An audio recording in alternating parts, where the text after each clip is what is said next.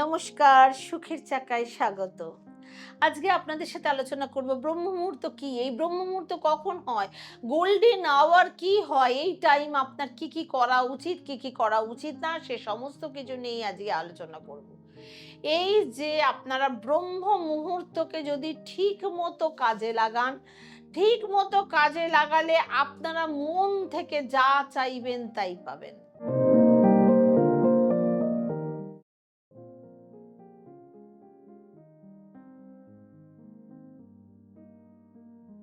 আজকে আপনাদের সাথে আলোচনা করব ব্রহ্ম মুহূর্ত কি? এই ব্রহ্ম মুহূর্ত কখন হয়? কখন এই গোল্ডেন আওয়ারে কি করবেন? এই টাইমে আপনাদের কি করা একদম উচিত না? সেই সমস্ত কিছু নিয়েই আজকে আমরা আলোচনা করব ব্রহ্ম মুহূর্তকে কাজে লাগিয়ে। মন থেকে যা চাইছেন তাই পাবেন। শুধুমাত্র ব্রহ্ম মুহূর্তটাকে গভীরভাবে কাজে লাগান। আমার ওয়েবসাইট sukherachaka.com থেকে আপনারা আপনাদের রাশিফলের অনুষ্ঠান এবং প্রচুর ভ্যারাইটিস জিনিস আপনারা দেখতে পারেন। নমস্কার, আমি বলাকা ব্যানার্জি। আমার নিজস্ব চ্যানেল সুখের চাকা আপনাদের সবাইকে স্বাগত। আপনারা যদি আপনাদের জন্মকুষ্ঠী বিশ্লেষণ করাতে চান তাহলে অবশ্যই ডেসক্রিপশন বক্সে দেওয়া নাম্বারের সাথেই যোগাযোগ করুন এবং যারা অ্যাস্ট্রোলজি কোর্স শিখতে চাইছেন তাহলে অবিলম্বে আমাদের সুখের চাকা ইনস্টিটিউশন অফ পাম অ্যাস্ট্রো রিসার্চের সাথে যোগাযোগ করুন। ডেসক্রিপশন বক্সে আমাদের হোয়াটসঅ্যাপ নাম্বার দেওয়া আছে, সেই নাম্বার মেসেজ করে আপনাদের নামটা রেজিস্টার করুন। আমাদের কোর্স জুলাই মাস থেকে আবার শুরু হতে চলেছে, সুতরাং আর বেশি টাইম নেই, স্লটও খুব কম আছে, তাড়াতাড়ি যোগাযোগ করুন। আমরা সবসময় শুনি, অনেকেই বলে থাকেন ব্রহ্ম মুহূর্তে ঘুম থেকে উঠতে। সেক্ষেত্রে আমরা সব প্রথমে জানবো এটাই ব্রহ্ম মুহূর্ত কি, ঠিক কোন সময়টা ব্রহ্ম মুহূর্ত বলা হয়, ব্রহ্ম মুহূর্তের গুরুত্ব কি। সেক্ষেত্রে ব্রহ্ম মুহূর্তকে বুঝতে গেলে সবার প্রথমে আমাদের সূর্য অস্ত থেকে শুরু করতে হবে। সেক্ষেত্রে যখন সূর্য অস্ত হয় মানে 5:30 থেকে 6:30টার মধ্যে, যেমন যেমন সিজন চেঞ্জ হয় একটু এদিক ওদিক হতে পারে, সেই জন্য 7টা অবধি আমি ধরছি। সেক্ষেত্রে যখন সূর্য অস্তের পর আপনার নার্ভসকে রিল্যাক্স করে, অ্যাট দ্যাট মোমেন্ট আপনার নার্ভস রিল্যাক্স হয় এবং যত আস্তে আস্তে সময়টা কাটবে তত আস্তে আস্তে সন্ধে হবে, সূর্য ডুবে যাওয়ার সময় হয়, তখন আস্তে আস্তে আপনার নার্ভস, আপনার বডির এনার্জি কমতে থাকে। তারপর 11টা থেকে 1টা অবধি আপনার এনার্জি একদম থাকবে না, স্লিপিং মোডে চলে যাবে। আপনার কোনো কাজ করতে ইচ্ছা করবে না, আপনার ঘুমের দরকার হবে, ঘুমোতে ইচ্ছা করবে। 2টো থেকে 4টে অবধি সব থেকে ডার্ক পিরিয়ড চলে দিনের মধ্যে। এটা এমন একটা সময় যখন আপনি কমপ্লিটলি অন্ধকারে রয়েছেন, আপনার বডি একদমই কোনো কাজের জন্য তৈরি নয় এবং এরপরে 4টে থেকে 6টা অবধি আপনার গোল্ডেন আওয়ার। এই গোল্ডেন টাইম প্রতিদিনে 2টো থেকে 4টে অবধি সব থেকে নেগেটিভ সময়। সেই সময় জেগে থাকা খুব খারাপ। অন্ধকারের পর আলোর মুখ দেখা যায়, সে থেকে 4টে থেকে 6টা অবধি সময়টা হচ্ছে ব্রহ্ম মুহূর্ত। আমাদের সবার জন্য ভালো হবে এমন যদি 4টেই যদি ঘুম থেকে উঠি। যদি কেউ 4টের সময় উঠতে নাও পারেন তাহলে চেষ্টা করুন 5টা 5:30টার মধ্যে, অন্তত 6:45টার মধ্যে ঘুম থেকে উঠে পড়ার। তারপর যদি আপনি ঘুম থেকে ওঠেন তাহলে আপনার জন্য সেটা লোকসান হবে, নেগেটিভিটি আসবে, সেটার পজিটিভিটি আপনি উপলব্ধি করতে পারবেন না। সেক্ষেত্রে আমি অনেক বইয়ে পড়েছি ব্রহ্ম মুহূর্তে ঘুম থেকে উঠলে আপনার ইগোলেস সোলস এবং ডিভাইনলেস সোলস অ্যাক্টিভ হয়ে যায়। কারণ সবার প্রথমে সূর্য দর্শন হয় এই ব্রহ্ম মুহূর্তে। প্রত্যেকটি ঋষি মহাঋষি বড় বড় কোনো গুরু সবাই এই মুহূর্তে উঠে সূর্য দর্শন করে। সূর্যকে উঠে দেখা তাদের শক্তি সঞ্চিত হয়। যদি আপনি ইচ্ছাকৃত রাত জেগে দেরি করে ঘুম থেকে ওঠেন তাহলে সেটা আপনার ভুল, কিন্তু সত্যিই কোনো কারণের জন্য, কোনো বাচ্চা তাদের লেখাপড়ার কারণের জন্য রাত জেগে তার কাজকর্ম করছে, অফিস অফিসিয়াল ওয়ার্ক করছে, তার জন্য সে দেরি করে উঠছে, তাহলে এটা দোষের নয়। কিন্তু ইচ্ছাকৃত রিলস দেখে দেখে সারা রাত ধরে রাত করে ফেললেন, ব্রহ্ম মুহূর্তে উঠে সূর্য প্রণাম, সূর্য দর্শন করলেন না। সূর্য হচ্ছে সৃষ্টির পিতা, জ্যোতিষশাস্ত্র সূর্যকে পিতা বলা হয়।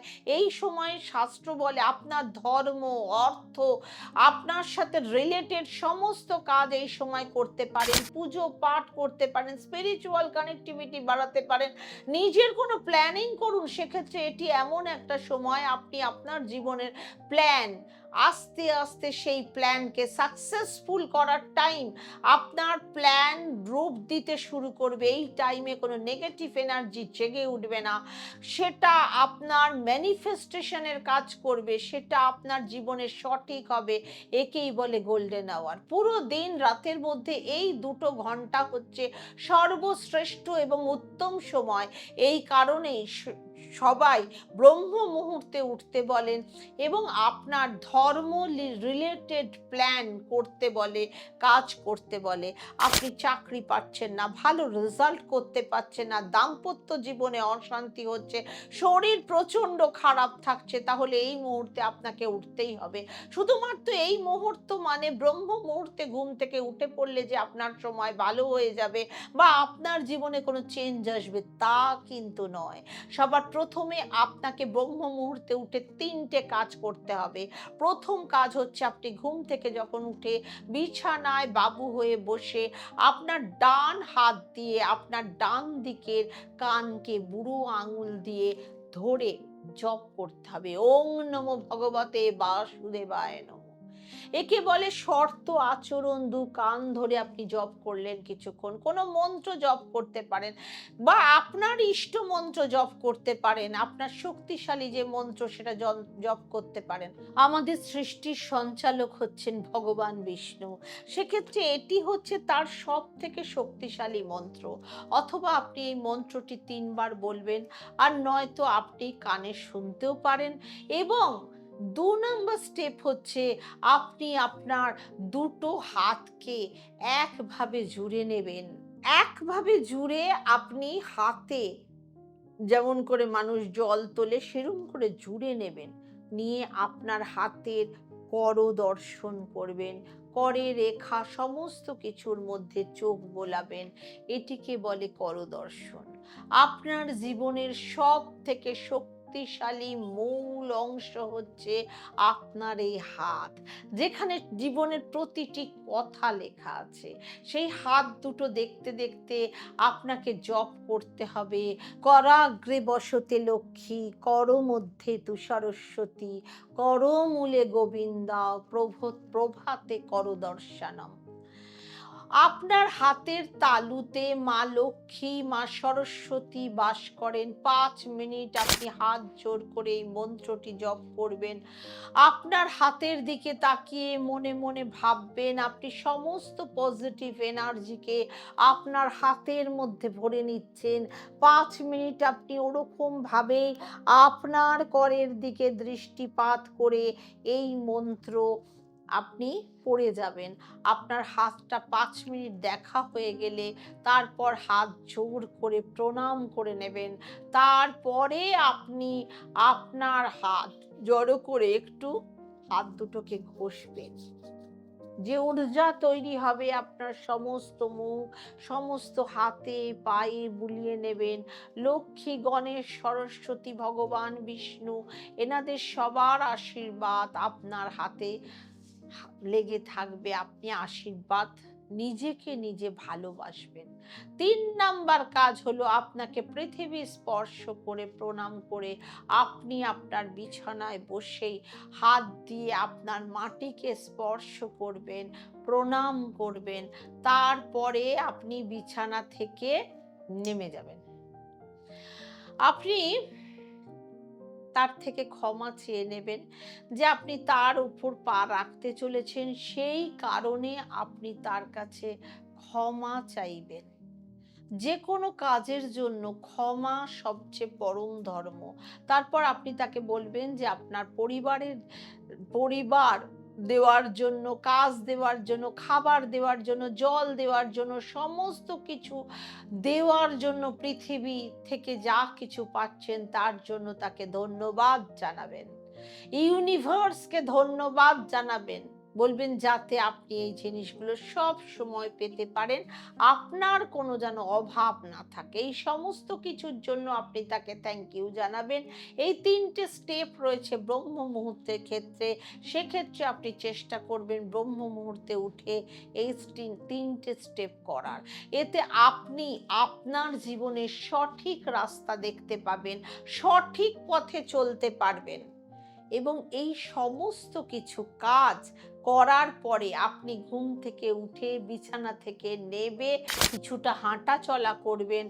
আপনি আপনার নিজেকে পরিষ্কার পরিচ্ছন্ন করবেন, বাইরে গিয়েও তারপরে হাঁটা চলা এক্সারসাইজ করতে পারেন। যদি আপনি বাইরে যেতে না পারেন তাহলে আপনি আপনার বাড়ির ব্যালকনিতেও ২-৪ পা হাঁটবেন কিংবা এক্সারসাইজ করবেন, যোগা করবেন। তারপর আপনাকে ৫-৬ মিনিট একটু ধ্যান করতে হবে, বসতে হবে, আপনার ইষ্টদেবকে চুপচাপ বসে ঠাকুরের চিন্তা করবেন, ইউনিভার্সকে থ্যাংক ইউ জানাবেন, যে কোনো কাজের জন্য থ্যাংক ইউ জানাবেন, যেটা আপনি চাইছেন সেটা পেয়ে গেছেন বলে থ্যাংক ইউ জানাবেন। আপনি সেই ঈশ্বরকে মানেন, যে ঈশ্বরকে মানেন তাকেই থ্যাংক ইউ জানাবেন। তারপর আপনি সারা দিনে যা যা কাজ করবেন সেটা একটা প্ল্যান করে একটা খাতায় ডায়েরিতে লিখবেন যে এই টাইমে এইটা করব, এই টাইমে এইটা করব। আপনি লিখতে লিখতে বিশ্বাস রাখবেন যে আপনি যে বিষয়টা লিখছেন, যেটা প্ল্যান করছেন সেটা নিশ্চয়ই হবে। বিশ্বাস রাখতে হবে, যখন আপনার সমস্ত কিছুর স্বপ্ন ফুলফিল হয়ে যাবে, আপনার গাড়ি বাড়ি ব্যবসা বাণিজ্য সমস্ত কিছু আপনার মনের মতো চলবে, তখন আপনি আরো কিছু বড় কিছু করার চেষ্টা করবেন, সমাজের জন্য কিছু করার চেষ্টা করবেন, তখন আরো মানুষের কিছু বড় উপকার করার চেষ্টা করবেন, বড় কিছু গেম প্ল্যান করবেন। তারপরে যখন আপনি সমাজের জন্য কিছু বড় করবেন তখন আপনার মনে হবে আপনার কিছু নেই, আপনি নিজের জন্য কিছু করতে চান না। তখনই আপনার মধ্যে একটা শক্তিশালী ভিশন কাজ করবে যে আপনার কাছে কিছু নেই, আপনি কিছু করতে পারবেন না, কিন্তু তাও আপনার কোথাও গিয়ে মনে হবে আপনি সমাজের জন্য কিছু করছেন, কিছু বড় কিছু করতে চান বা করতে চাইছেন।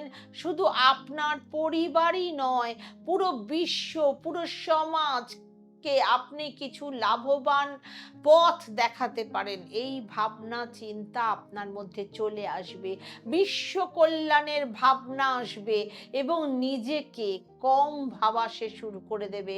আপনার অহংকার ধীরে ধীরে চলে যাবে, দমন হয়ে যাবে, আপনার ইগো ধীরে ধীরে দমন হয়ে যাবে। আপনার তখন মনে হবে যে আপনার কর্মের জন্য, আপনার চেষ্টার জন্য কিছু পরিবার, কিছু সমাজের কাজ কমপ্লিট হয়েছে, কিন্তু সবার উপরে আপনাকে ব্লেসিং দিচ্ছে ইউনিভার্স, আপনাকে সাহায্য করছেন ইউনিভার্স, তার জন্য আপনি সমাজের কল্যাণের কথা ভাবতে পারছেন। দেখুন, আমরা প্রত্যেকে কর্ম করতে এসেছি, প্রথমে নিজের কর্ম, পড়াশোনা, উন্নতি, সংসারের জন্য কর্ম, পরপর কর্ম করতে করতে আপনি যখন জগতের কথা ভাবতে বসবেন, যেমন গুরুদেরকে দেখুন, তারা সবাইকে মনে হচ্ছে জ্ঞান দিচ্ছে না, তারা জগতের প্রত্যেক মানুষের ভালো চাইছে। এই ভালো চাওয়া যখন চলে আসবে তখন নিজের কিছু চাওয়া পাওয়ার থাকবে না। রেগুলার ব্রহ্ম মুহূর্তে উঠলে এই ফল লাভ হয়। আর ব্রহ্ম মুহূর্তে উঠে অবশ্যই 10 মিনিট সূর্য প্রণাম, সূর্যের সামনে ছাদে হাঁটা চলা করতে একদম ভুলবেন না। প্রচুর ভিটামিন ডি সংশ্লেষিত হবে, আপনার মধ্যে ইমিউনিটি সিস্টেম স্ট্রং হবে, এনার্জি লেভেল প্রচণ্ড পরিমাণে বৃদ্ধি পাবে। সুখে থাকুন, ভালো থাকুন আর সুখের চাকার সাথে থাকুন। ওম শান্তি।